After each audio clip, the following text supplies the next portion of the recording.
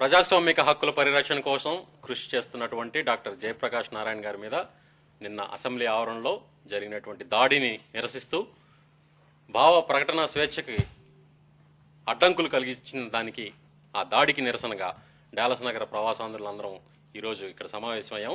అన్ని రంగాలకు, అన్ని ప్రాంతాలకు, అలాగే అన్ని రాజకీయ భావనలకు చెందిన వాళ్ళందరం కూడా ఈ దాడిని ముక్త కంఠంతో నిరసించడానికి ఇక్కడ సమావేశమయ్యాం.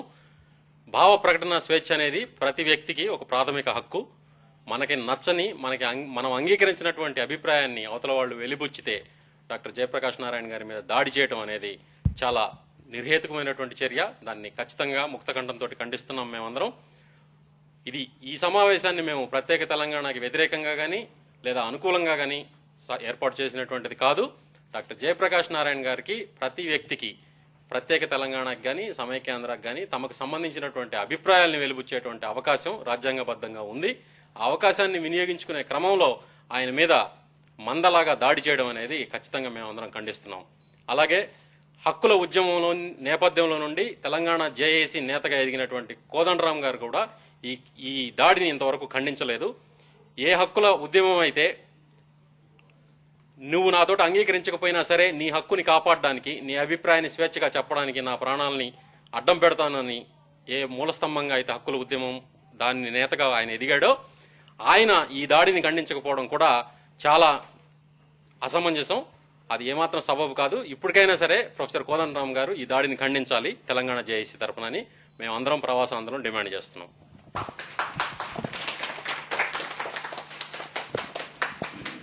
లోక్సత్తా అధినేత డాక్టర్ జయప్రకాష్ నారాయణ గారు ఆయన మీద అసెంబ్లీ సాక్షిగా టీఆర్ఎస్ ఎమ్మెల్యేలు మూకుమ్మడిగా జరిపిన దాడిని మేము తీవ్రంగా ఖండిస్తున్నాం.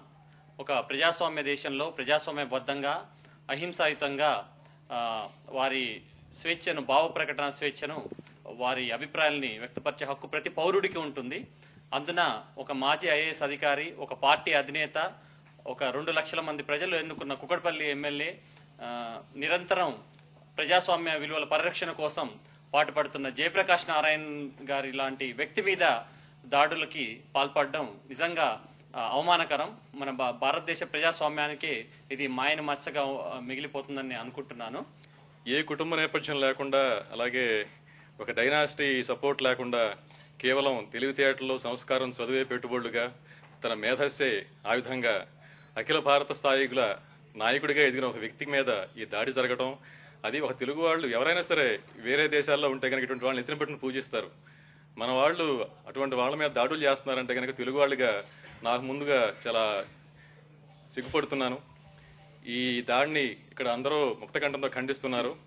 ఈ దాడికి పాల్పడిన వాళ్ళ మీద తీవ్రమైన చర్యలు తీసుకోవాలని చెప్పి ప్రభుత్వానికి డిమాండ్ చేస్తున్నాం. అలాగే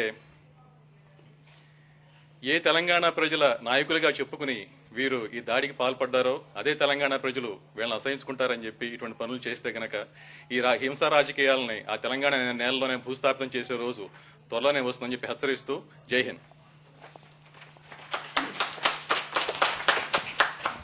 ఒకళ్ళనొకళ్ళు కొట్టుకుని సమస్యలు, వివాదాలు పరిష్కారం చేసుకునే సంస్కృతి ఆఫ్ఘనిస్తాన్కో లేకపోతే బీహార్కో చెల్లుతుందేమో కానీ ఆంధ్రప్రదేశ్ అసెంబ్లీలో జరగడం ఇది నిజంగా చాలా దురదృష్టకరం. అంటే ఏ పరిటాల రవి, మద్దెల చెరువు సూరి ఇలాంటి పోట్లాడే వాళ్ళని కాదు మనం నాయకులుగా ఎన్నుకున్నది. జేపీ గారు ఏనాడు కూడా నేను సమైక్యవాదిని అని చెప్పుకోలేదు. తెలంగాణ వస్తే రాని, లేకపోతే లేదు అని మేము పోరాడుతున్న సమస్యలు వేరు.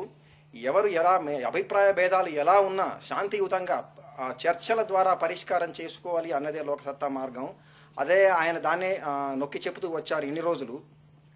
ఈరోజు అలాంటి వ్యక్తి మీద, అంటే ఆ సమైక్యాంధ్రని ఏమాత్రం సపోర్ట్ చేయని మనిషి మీద, తెలంగాణ వాదాన్ని ఏమాత్రం అపోజ్ చేయని మనిషి మీద ఇలాంటి దాడి జరగడం అనేది చాలా దురదృష్టకరం. ఒక తెలంగాణ వాడిగా నేను అడుగుతున్నది ఏమిటంటే, రేపు మన తెలంగాణ వస్తే అసెంబ్లీ సమావేశాలు ఇలాగే నిర్వహిస్తారా? సజావుగా నిర్వహించగలిగే సామర్థ్యం మీకు ఉందా లేదా అని కేసీఆర్ గారిని అడుగుతున్నాను. కొట్టండి అని కేటీఆర్ గారు అన్నప్పుడు మీరు తప్పకుండా క్షమాపణ చెప్పి తెలంగాణ ఉద్యమాన్ని శాంతియుతంగా నడపమని కోరుతూ ముగిస్తున్నాను. నమస్కారం అందరికీ. ఇక్కడ ఇంతవరకు స్నేహితులు ఆంధ్ర రాష్ట్రంలో జరిగిన ఇంత ఘోర అవమానం గురించి, రాజ్యాంగానికి, మన రాష్ట్ర ప్రజలకు జరిగిన అవమానం, నేతలకు జరిగిన అవమానం గురించి మాట్లాడుకున్నాం. ఇది దేశం మొత్తంలో ఉన్న వాళ్ళు, ఇది ఆంధ్ర రాష్ట్రానికి ఒకటే పరిమితం కాకూడదు. దేశం మొత్తంలో ఉన్న ప్రతి వారు రాజ్యాంగం అంటే రాజ్యాంగాన్ని రక్షించుకుందాం అనుకున్న ప్రతి వాళ్ళు వినాల్సింది. ఇది చాలా గణనీయమైన పరిస్థితి. ఇలాగా ఒక గవర్నర్, రాష్ట్రానికి ముఖ్య అధిపతి అయిన గవర్నర్ గారి దగ్గర నుంచి కాగితాలు లాగేసుకుని ఆయన్ని అవమానపరచడం, ఆయన ఏమో దొడిదారి ద్వారా పంపించాల్సిన ఘోరమైన సిచ్యువేషన్ క్రియేట్ చేసుకోవడం, అంతేకాకుండా ఇలాంటి జయప్రకాష్ నారాయణ గారు ఇలాంటి లోక్సత్తా ప్రెసిడెంట్ గారిని, ఎమ్మెల్యే గారిని బయటకు వచ్చి ఒక సాధారణ పౌరుడు ఆ ఆవేశం కొద్దీ కొట్టాడని చెప్పిన నేతలందరికీ సిగ్గు తెచ్చుకునేలాగా చేశాం మనం. ఇలాగ చేయకూడదు మనం. ఇంతకన్నా మంచి దీంతో ఆంధ్రప్రదేశ్ ముందుకెళ్లాలనుకున్న దీనికి అంతా వెనుకబాటు అయిపోతుంది మనకి. ఇది ప్రపంచంలో ఉన్న ప్రవాసాంధ్రులు అందరూ మాతో కలిసి గర్హిస్తారని ఆశిస్తున్నాం. అంతేకాకుండా రాష్ట్రంలో ఉన్న చీము రక్తం ఉన్న ప్రతి తెలుగువాడు ఏ దేశంలో ఎక్కడున్నా కానీ దీనికి ఎదుర్కొన్నా నుంచుని వారి భావాలని అందరితో పంచుకోవాలని ప్రార్థిస్తున్నాం. జై హింద్. ఈరోజు ఆంధ్రదేశం అంతా సిగ్గుతో తలవాల్చుకున్న రోజు. ఒక గాంధేయవాదిని, ఒక మేధావిని ఆటవికంగా, అమానుషంగా ఒక కారు డ్రైవర్ చేత కొట్టించిన మన ప్రజానాయకుల నీతి ఎక్కడుందో మనం ఒకసారి వెనక్కి తిరిగి చూసుకోవాల్సిన సమయం వచ్చింది. ఇలాంటి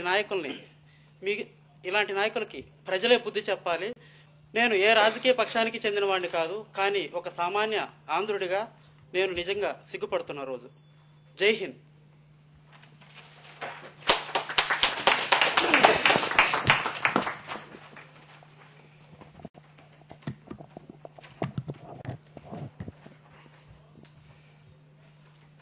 ముందుగా జేపీ గారిని అభినందించాలి.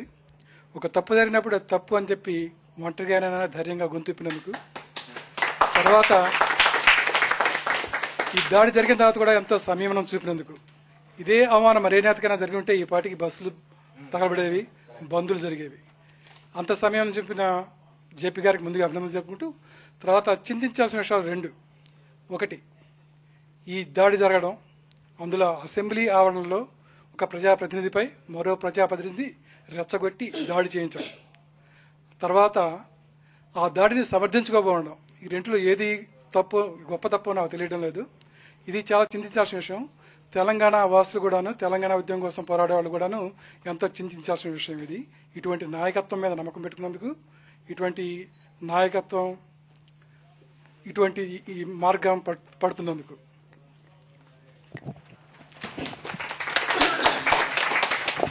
294 మంది శాసనసభ్యుల్లో ఒకే ఒక నీతి, నిజాయితీ, నిబద్ధత, ప్రజా సమస్యల పట్ల అవగాహన ఉన్న ఒకే ఒక వ్యక్తి, మేధావి డాక్టర్ జయప్రకాష్ నారాయణ గారి మీద ఈరోజు అలా అమానుషంగా దాడి జరగటం అనేది మనమందరం సిగ్గుతో తలదించుకోవాల్సిన విషయం. ఎంతోమంది డాక్టర్ జయప్రకాష్ గారు ఎప్పుడు తెలంగాణ కావాలని అనలేదు, వద్దు అని అనలేదు. ఎంతోమంది తెలంగాణకి వద్దంటున్నారు, కావాలంటున్నారు, స్వప్రయోజనాల కోసం ఎన్నో రాజకీయాలు చేస్తున్నారు. వాళ్ళందరి మీద దాడి జరగకుండా ఈరోజు మంది మార్బలం లేదని డాక్టర్ జయప్రకాష్ నారాయణ గారి మీద దాడి చేయటం అనేది అమానుషం. దీన్ని ప్రజాస్వామ్యవాదులంతా ఖండించాల్సిన విషయం. ఇది డాక్టర్ జయప్రకాష్ నారాయణ గారి మీద జరిగిన దాడి కాదు, ఇది పేద ప్రజల మీద జరిగిన దాడి. దీన్ని తీవ్రంగా ఖండిస్తున్నాం. Thank you.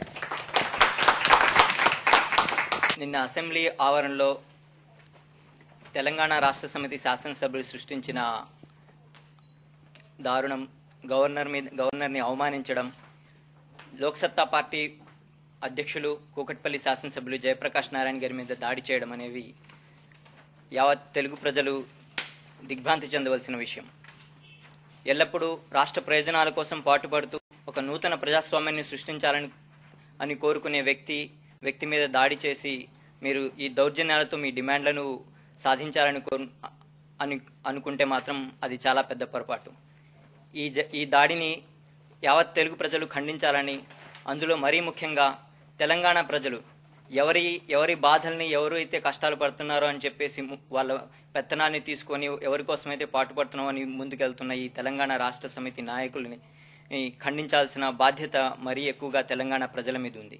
మిమ్మల్ని ఉద్ధరిస్తామని చెప్పేసి ముందుకొస్తున్న ఈ నాయకులు మీకు ఎటువంటి సందేశాన్ని ఇస్తున్నారు, వీళ్ళకి ఎటువంటి బుద్ధి చెప్పాలి అనేది మీరే నిర్ణయించుకోవాలి.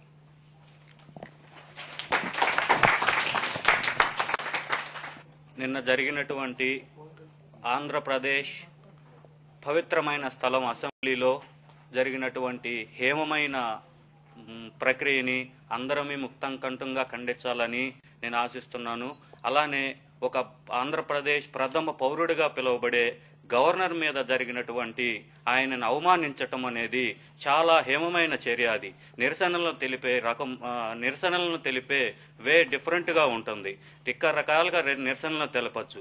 అలా కాకుండా ఒక రాష్ట్ర ప్రథమ పౌరుని మీద దాడి చేయడానికి యత్నించినటువంటి ఇటువంటి శాసనసభ్యులని ఏ రోజు కూడా పొలిటికల్ గా శాసనసభ్యులుగా దేనికి పోటీ చేయకుండా చేయటానికి అనర్హత వేటు వేయాలని చెప్పేసి నేను డిమాండ్ చేస్తున్నాను. అలాగనే తోటి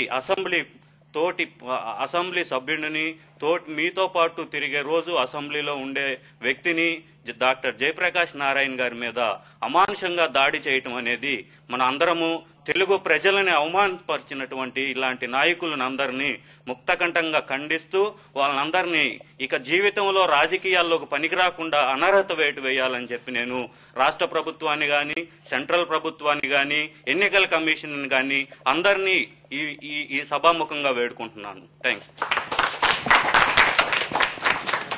డాక్టర్ జయప్రకాష్ నారాయణ పై దాడి, డాక్టర్ జయప్రకాష్ నారాయణ పై దాడి. విద్వేషాలు దాడులు వద్దు, విద్వేషాలు దాడులు వద్దు, విద్వేషాలు దాడులు వద్దు, భౌతిక దాడులు వద్దు, చర్చలు ముద్దు, భౌతిక దాడులు వద్దు, భౌతిక దాడులు వద్దు, ప్రజాస్వామ్యం వర్ధిల్లాలి, ప్రజాస్వామ్యం వర్ధిల్లాలి, ప్రజాస్వామ్యం వర్ధిల్లాలి.